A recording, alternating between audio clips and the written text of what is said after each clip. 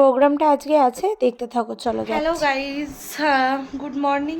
যদিও 5 মিনিট বাকি আছে আফটারনুন হতে, কিন্তু আমি এখন থেকেই ব্লগটা শুরু করছি। আজকে শুক্রবার, আর হচ্ছে বোনের ফাংশান আছে নাচে, তো ওখানে যাব, তাই রেডি হব। একবারে স্নান করে এসেই ব্লগটা শুরু করলাম, নইলে আরও লেট হয়ে যেত। আমি ঘুম থেকে উঠতে অলরেডি লেট, তো তারপরে আবার যদি রেডি হওয়ার আগেই শুরু করি ব্লগটা তো দেরি হয়ে যাবে। ওই জন্য একবারে স্নান করে ড্রেসটা পরে নিয়ে এসে রেডি হয়ে তারপরে এবার রেডি হব ব্লগটা শেয়ার করার জন্যে। এখান থেকেই ব্লগটা শুরু করলাম, চলো দেখতে থাকো আজকে কি হয়। বোন এখানে সব সাজার জিনিস নিয়ে বসেছে, ওকে বলেছে সেজে গুজে বাড়ি থেকে যেতে। যাব আমরা সেই বেহালা শরৎ সদনে প্রোগ্রামটা হবে, অপরাজিতা ম্যামের কাছে ও নাচ শেখে। তো ওখানে অনেকজন স্টুডেন্ট, যেহেতু ওখানে গিয়ে গ্রিন রুমে সাজতে গেলে অনেক দেরি হয়ে যাবে। আর তাছাড়াও কিছু টলিউডের আর্টিস্টরা আসবেন যারা ডান্স করবেন, তো ওদেরকে তো গ্রিন রুমটা ছাড়তে হবে। তার জন্য স্টুডেন্টদের সবাইকে বলেছে রেডি হয়ে বাড়ি থেকে যেতে। তো বোন এখানে মেকআপের সব কিছু নিয়ে বসেছে, আর এই যে বসে আছে। এই দেখ, কালকে ভ্রু প্লাক করতে গিয়ে এখানটা কি হয়েছে, যাই হোক কালকেও লক্ষ্য করেনি, কিন্তু এই যে বসে আছে, স্নান করে ও বসে আছে, ওকে রেডি করব। আর তারপরে কিছু বল, কতটা টেনশন হচ্ছে নাচের প্রোগ্রামের জন্য। 6 বছর পর আমি এবার স্টেজে প্রোগ্রাম করব। 6 বছর পর আমি আবার স্টেজে প্রোগ্রাম করব, তো আমি বিট নার্ভাস, দেখি কি হয় কতটা। সেদিন অপরাজিতা ম্যাম এবং ইপসিতাদির সাথে অনেক ফটো তুলেছি এবং ওদের সাথে কথাও এই দেখো নাচের জন্য রেডি হয়ে নিয়েছে ও।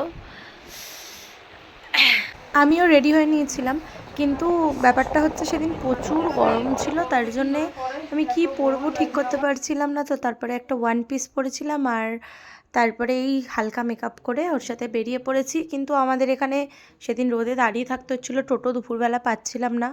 অনেকক্ষণ দাঁড়িয়ে থাকার পর টোটো পেলাম, তো টোটো করে তারপর গেলাম। এবার গাড়ি বুক করা ছিল, কিন্তু ওটাও জ্যামের জন্য আসতে লেট করছিল, তো অনেকক্ষণ দাঁড়িয়ে তারপর গাড়িটা পেয়েছি।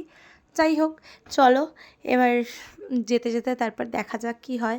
সেদিন প্রোগ্রামে সত্যিই অনেক মজা করেছি। গানগুলো যদিও বা অ্যাড করতে পারিনি, কারণ কপিরাইট চলে আসবে বলে। প্রোগ্রামটা ছিল হচ্ছে বেহালা শরৎ সদনে।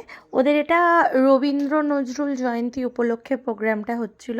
তো ওদের ফাইনাল মানে অ্যানুয়াল প্রোগ্রামটা হয় জানুয়ারি মাসে।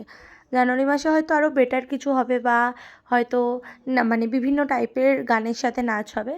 কিন্তু এখানে শুধু রবীন্দ্র আর নজরুল জয়ন্তী হিসেবে তো ওই গানগুলোই হয়েছে, কিন্তু গানগুলো আমি আর অ্যাড করতে পারলাম না। আর এখানে সবচেয়ে যেটা ভালো লেগেছিলো আমার, সেটা হচ্ছে একদম নিজের চোখে এই টলিউড আর্টিস্টদের প্রোগ্রাম, যেটা এর আগে কলেজে পড়াকালীন কিছু দেখেছিলাম, কিন্তু অনেক দিন পর আবার দেখলাম। তো বোন ঢুকে গেছিলো, 4:30 বেজে গেছিলো, ওর 4:30টায় ঢুকতে বলেছিল।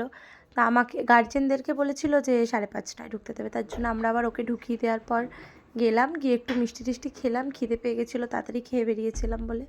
তারপরে এলাম, দেখলাম অপরাজিতা ম্যাম ঢুকছে, তো উনি ঢুকলেন, তারপরে আমাদেরকেও 5:30টায় ঢুকতে দিল। এই বসেছি, এখনও সবাই আসেনি, ধীরে সুস্থে আসছে, সবাই লাইনে দাঁড়িয়ে আছে। আমাদের প্রথম দিকেই ছিল নাম্বারটা, তো তার জন্য আমরা আগেই চলে এসেছি, এসে বসে পড়েছি। এখনও লাইট অফ হয়নি, আর সবাই এসে পৌঁছায়ওনি। পিছনে কিছু সিনিয়র যারা ছিল তারা রিহার্সাল করছিল। তো এই দেখো ইপসিতাদি, অপরাজিতা ম্যাম আর এই মালা ম্যাম, এনারা সবাই আজকে পারফর্ম করেছে। তো কোথাও কবি প্রত্যেক দিন আমার নিজস্ব রবীন্দ্রনাথ হয়ে উঠছেন। আমি গর্বিত আমি কবির এই বাংলায় জন্মগ্রহণ করেছি বলে। এইভাবে বিশ্বকবি রবীন্দ্রনাথ ঠাকুর যখন মধ্য আকাশে গনগনে সূর্যের মতো প্রতিভাত হচ্ছেন, ঠিক সেই সময় বাংলার সাহিত্যের আকাশে অগ্নি বিনা হাতে ধূমকেতুর মতো আত্মপ্রকাশ হলো আর এক কবির। হ্যাঁ, তিনি আর কেউ নন, বাঙালি তথা বাংলাদেশের মননের চিন্তার প্রতীক তথা বিংশ শতাব্দীর প্রবাদ প্রতিভা কবি কাজী নজরুল ইসলাম। কবি কাজী নজরুল ইসলামের জন্মদিনে তার চরণে জানাই 100 কোটি প্রণাম। একজন বিশ্বকবি, বিশ্ব মানবতায় নিবেদিত প্রাণ কবি, সঞ্চয়িতার কবি, আর আরেকজন সঞ্চিতার কবি, তুখোর জাতীয়তাবাদ, ঔপন্যাসিক, প্রাবন্ধিক, সাংবাদিক, সম্পাদক, সৈনিক, প্রেমিক কবি। শিল্পী অ্যান্ড আর্ট দ্য রিদম, তার শিল্পীরা আজকের এই আনন্দ সন্ধ্যায় এই দুই মহান কবির মধ্যে মেলবন্ধন রচনা করবে। শিল্পী অ্যান্ড আর্ট দ্য রিদমের পক্ষ থেকে এখানে উপস্থিত সকল দর্শক বৃন্দকে জানাই সুস্বাগতম। প্রথম নাচটাই এই মালা ম্যাম আর অপরাজিতা ম্যামকে দিয়ে শুরু হয়, তারপরে এই খুদে খুদে শিল্পীরা, এবং তারপর ইপসিতা দি, এবং তারপর আমার বোনদের প্রোগ্রাম ছিল, তারপর আরও বিভিন্ন সিনিয়রদের। ইপসিতা মুখোপাধ্যায়, সত্যি তাই, ওকে দেখলেই আদর করতে ইচ্ছা করে, এতটাই ও কিউট। আমি যেদিন ওকে বলেছি, ও আমাকে নিজে থেকে বলেছিল, মামনি তোমাদের ফাংশন হচ্ছে, আমাকে নেবে না? আরে তুই নাচবি, টাইম দিতে পারবি? হ্যাঁ। ও কিন্তু রেগুলার এসেছে, রিহার্সাল করেছে ওর এত ব্যস্ততার মধ্যে। এবং আমাদের শিল্পীদের একটা ব্যাপার থাকে, আমাকে যতক্ষণ কেউ না বলছে আমি যাবো না। ও নিজে থেকে বলেছে, মামনি আমি নাচবো না। তো এবার থেকে আমাদের সব ফাংশনে ও নাচবে। যেহেতু এটা ওর প্রথমবার, সেই জন্য আমরা ওকে একটু আদর করে বরণ করে নেব। বরণ করছেন প্রিয় শাশুড়ি, তার প্রিয় বৌমা অর্থাৎ অপাদি, অবশ্যই মামনি ইপসিতা মুখোপাধ্যায়ের হাতে তার সম্মাননা তুলে দিচ্ছেন, তাকে বরণ করে নিচ্ছে সুন্দর একটা গাছ দিয়ে। তারপর ও আচ্ছা, ওর কালো শাড়ি ভীষণ পছন্দ, সেটি ওর মামনি জানে। মামনি জানে বলে মামনি নিজে পছন্দ করে কিনে এনেছে, ওকে কিন্তু গিফট করলো এবং ওকে আজকে মঞ্চে দিল। সেই সঙ্গে মেয়েকে অবশ্যই গয়না দিতে হবে, গহনা। বাহ, অসাধারণ, অসাধারণ। এবং অবশ্যই মিষ্টি মুখ করতে হবে, কারণ মা তো, মেয়েকে মিষ্টি মুখ করাতেই হবে। মা দুর্গা যখন মর্তে আসেন, আমরা এইভাবেই মাকে বরণ করে নিই, মিষ্টি মুখ করাই। তেমনি অপাদিও আজকে সেইভাবেই তার কন্যার মিষ্টি মুখ করালো। চলে যাব আমাদের পরবর্তী নিবেদন, এবং এই সুন্দর মুহূর্তটির জন্য একটা জোরে করতালি হতে। অপরাজিতা ম্যামের এই আর একটা নাচ ছিল, ইপসিতাদিরও আর একটা নাচ ছিল, তাছাড়াও ওদের একাডেমির আরও স্টুডেন্টদের নাচ ছিল। সব নাচটা তো আমি এখানে দিতেও পারিনি। আপনাদের সকলের প্রিয় অপরাজিতা আর্থ আমার খুব প্রিয়, খুব কাছে। আমি মামনি বলে ডাকি এবং মানিও।